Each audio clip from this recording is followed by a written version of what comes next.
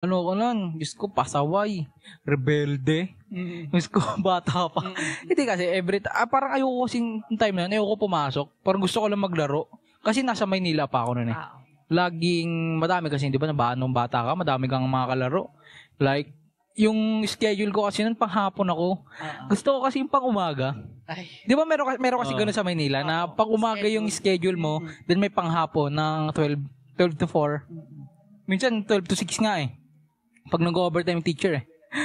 Pero nung elementary, lagi ako nun, pagkakahatid lang sa akin ni mama, na pag uwi ni mama, kasunod niya ako, nakauwi na ako, sasabihin ko, ma, wala si mami, no hospital daw eh.